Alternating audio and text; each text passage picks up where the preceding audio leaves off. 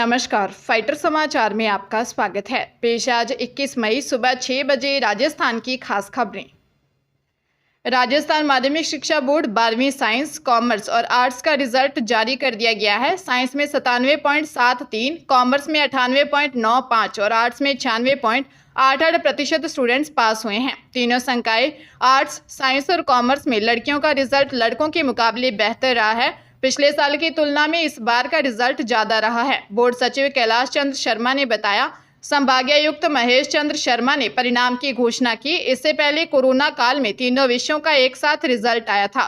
तीनों संकाय के परिणाम में लड़कियां आगे रही। साइंस में लड़कों का परिणाम 97.08 और लड़कियों का 98.90% रहा। इसी तरह कॉमर्स में छात्रों का परिणाम 98.66% और छात्राओं का 99.51% रहा। आर्ट्स में लड़कों का रिजल्ट 91.55% और लड़कियों का 96.24% रहा। भीलवाड़ा के शाहपुरा जिले के कोटड़ी में नाबालिग से गैंगरेप कर हत्या के मामले में 2 दोषियों को फांसी की सजा सुनाई गई है। भीलवाड़ा पोक्सो कोर्ट 2 ने शनिवार को 9 में से 2 मुख्य आरोपी कालू और कान्ना को दोषी करार दिया था, जबकि 7 आरोपियों को बरी कर दिया था। कोर्ट ने फैसला सुरक्षित रख लिया था। कोर्ट ने कालू और कान्ना को मौत की सजा सुनाई। सुनवाई के दौरान कोर्ट में पीड़िता के माता पिता भी मौजूद थे। जज ने इस मामले को रेयरेस्ट ऑफ रेयर माना। फैसला सुनकर पीड़िता की मां ने कहा कि आज हमें न्याय मिल गया। जिन 7 आरोपियों को बरी किया है उनमें दोनों दोषियों की पत्नी, मां, बहन और अन्य शामिल हैं। लोक अभियोजक महावीर किस्नावत ने बताया, नाबालिग लड़की को पिछले साल अगस्त में गैंगरेप के बाद मौत के घाट उतार दिया गया था। कोर्ट ने भी इस हत्याकांड को जघन्य अपराध माना है।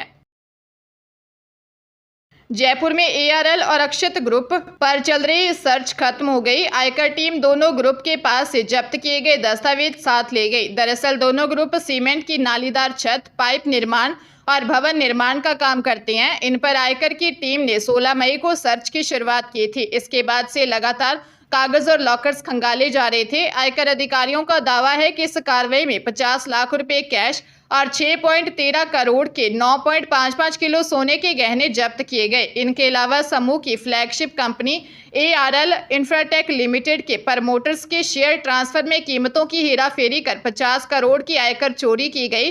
कंपनियों में दिखाए 60 करोड़ से अधिक के फर्जी खर्च का पता चला है। भवन निर्माण से जुड़ी अक्षत अपार्टमेंट्स प्राइवेट लिमिटेड, अक्षत रियल केयर एलएलपी में 52 करोड़ का घपला पकड़ा है। ईरान के राष्ट्रपति इब्राहिम रईसी का हेलीकॉप्टर क्रैश में निधन हो गया है। वे 63 साल के थे। ईरान की सरकारी न्यूज एजेंसी इरना ने यह जानकारी दी। अजरबैजान से लौटते समय उनका हेलीकॉप्टर रविवार शाम को लापता हो गया था। इसमें रईसी, विदेश मंत्री हुसैन अमीरादुल्लाहियन समेत 9 लोग सवार थे। हादसे में सभी मारे गए। हेलीकॉप्टर अजरबैजान की सीमा के करीब ईरान के वर्जैगन शहर के पास क्रैश हुआ। यहाँ पहाड़ी इलाका है। रेस्क्यू एजेंसियों ने भारी बारिश, कोहरे और तेज सर्दी के बीच वहां रात भर सर्च ऑपरेशन चलाया। इस दौरान 3 बचाव कर्मी भी लापता हो गए। सोमवार सुबह अजरबैजान की पहाड़ियों में हेलीकॉप्टर का मलबा नजर आया। जालोर जिले में नाबालिग का दुष्कर्म कर निर्मम हत्या करने के मामले में पोक्सो कोर्ट ने अहम फैसला सुनाया है। जानकारी के अनुसार पोक्सो कोर्ट के जज भूपेंद्र कुमार ने नाबालिग से दुष्कर्म कर निर्मम हत्या करने के मामले में आरोपी को आजीवन कारावास की सजा सुनाई है। साथ ही जज ने आरोपी पर 1 लाख का अर्थदंड भी लगाया है। ज्ञात रहे कि थाने में 2022 में दर्ज मुकदमे के अनुसार अरोनी में एक नाबालिग से दुष्कर्म कर उसकी हत्या की गई थी। पुलिस ने मामले की जांच पूरी कर आरोपी के खिलाफ पोक्सो कोर्ट में चालान पेश किया। हरियाणा के रेवाड़ी में अज्ञात वाहन ने बाइक को टक्कर मार दी। हादसे में 2 महिलाओं समेत 3 लोगों की मौत हो गई। हादसा दिल्ली जयपुर हाईवे पर हुआ। पुलिस के अनुसार फरीदाबाद की नेहरू कॉलोनी का रहने वाला 36 वर्षीय नीरज 2 महिलाओं के साथ जयपुर से दिल्ली की तरफ जा रहा था। जैसे वो निखरी कट के पास पहुंचा तो अचानक पीछे से आ रहे एक अज्ञात वाहन ने उनकी बाइक को टक्कर मार दी। टक्कर के बाद तीनों सड़क पर जा गिरे। सूचना के बाद धारूहेड़ा पुलिस मौके पर पहुंची। पुलिस ने तीनों को अस्पताल पहुंचाया। वहां डॉक्टरों ने जांच के बाद तीनों को मृत घोषित कर दिया। महिला की पहचान सुमनलता के रूप में हुई है। हालांकि अभी ये पता नहीं चल पाया है कि नीरज के साथ बाइक पर सवार दोनों महिलाएं कौन हैं और ये तीनों लोग कहां जा रहे थे। पुलिस मामले की जांच कर रही है। जयपुर में एक मेडिकल शॉप पर फायरिंग करने का मामला सामने आया है। भांकरोटा पुलिस ने रिपोर्ट दर्ज कर बाइक सवार बदमाशों की तलाश शुरू कर दी है। एसआई सुरेंद्र सिंह ने बताया कि पश्चिम विहार भांकरोटा निवासी जयेंद्र राज पुरोहित पर जानलेवा हमला हुआ है।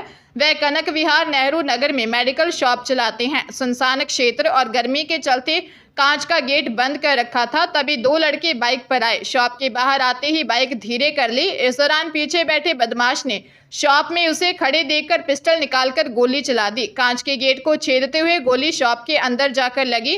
निशाना चूकने से गोली उसको नहीं लगी और वह बच गया। गोली चलने की आवाज के बाद दोनों बदमाश बाइक से तेजी से फरार हो गए। पुलिस वारदात स्थल के आसपास लगे सीसीटीवी फुटेज को खंगालने के साथ बाइक सवार बदमाशों की तलाश कर रही है।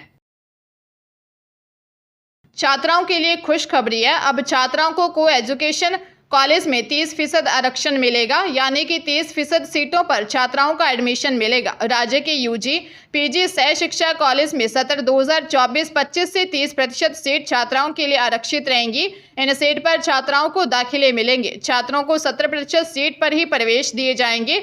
उच्च शिक्षा विभाग ने सभी कॉलेज और निदेशालय को इस आशय के आदेश भिजवाए हैं।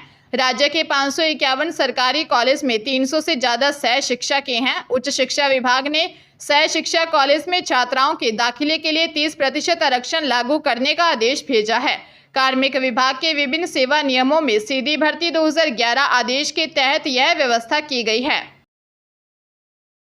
कोटा जिले में कांग्रेस नेता अमीन पठान के फार्म हाउस पर स्थानीय प्रशासन का बुलडोजर चल गया। शहर के अनंतपुरा इलाके में बने इस फार्म हाउस को वन विभाग और यूआईटी की बेशकीमती भूमि पर अवैध अतिक्रमण मानकर उसे नेस्तनाबूद कर दिया गया। कांग्रेस नेता के अवैध बताए गए निर्माण पर कार्रवाई करने के लिए स्थानीय प्रशासन का दस्ता पूरे दल बल के साथ मौके पर पहुंच गया। यूआईटी और वन विभाग के अफसरों की मौजूदगी के साथ ही पुलिस का अतिरिक्त जाब्ता तैनात रहा।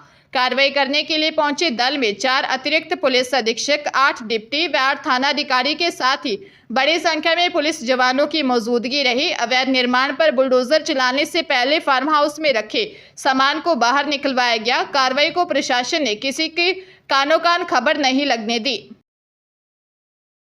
बारां जिले के कैलवाड़ा नगर के विश्वकर्मा चौराहे पर बारातियों से भरी ट्रॉली पलट गई। दुर्घटना में 20 बारातियों को चोटें आई हैं। प्रत्यक्षदर्शी ने बताया कि ट्रॉली बारातियों से भरी थी।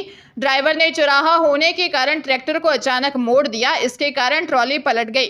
बाराती बंटी सहरिया, बाबूलाल सहरिया, नीरज सहरिया, जगदीश सहरिया ने बताया कि बारात माजरावता थाना सदर बारां से किशनगंज पंचायत समिति के रामपुरिया टोडिया गांव गई थी, जो वापस लौट रही थी। दहेज का सामान सहित ट्रॉली में 40 बाराती सवार थे। इनमें गोबरीलाल सहरिया के गर्दन में फ्रैक्चर, चरत सहरिया, तेजपाल सहरिया, जगमोहन सहरिया, बंटी सहरिया, दीनू सहरिया, सुरेंद्र सहरिया, आदित्य सहरिया, शनि सहरिया निवासी समरानिया, 2 छोटे बच्चों सहित लगभग 20 बारातियों को चोटें आई हैं। सूचना पर पहुंची पुलिस ने घायलों को अस्पताल पहुंचाया। राजस्थान में ग्राउंड वाटर की स्थिति हर दिन खराब होती जा रही है। इसकी वजह से आने वाले वक्त में प्रदेश में जल संकट की स्थिति हो सकती है।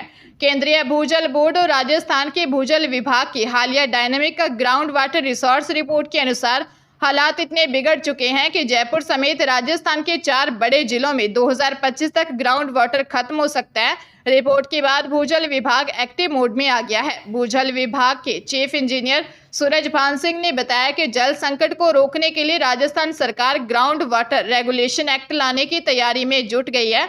इस एक्ट में न सिर्फ कठोर निर्णय लिए जाएंगे, बल्कि राजस्थान की निजी इंडस्ट्रीज और घरेलू ट्यूबवेल खुदाई पर बैन लगाने की तैयारी भी की जा रही है। भूजल विभाग के अधिकारियों ने ग्राउंड वाटर रेगुलेशन एक्ट के मसौदे पर काम करना शुरू कर दिया है।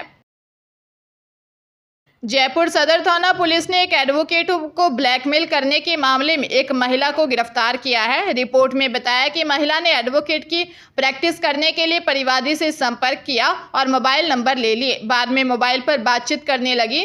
महिला ने पहली बार जरूरत बताते हुए 7,000 रुपये लिए। बाद में परिवादी को पता चला कि महिला ने कई लोगों के खिलाफ मामले दर्ज करवा रखे हैं, तब उससे दूरी बना ली। इस पर महिला ने परिवादी को धमकी दी और हर शनिवार 5,000 रुपये लेने लगी। पैसे नहीं दिए तो ज्योति नगर में उसके खिलाफ बलात्कार का मामला दर्ज करवा दिया। अब वह ब्लैकमेल कर रुपए मांग रही है। डीसीपी अमित कुमार ने बताया कि महिला ने 18 लोगों के खिलाफ 14 प्रकरण बलात्कार, छेड़छाड़ व मारपीट के दर्ज करवा रखे हैं।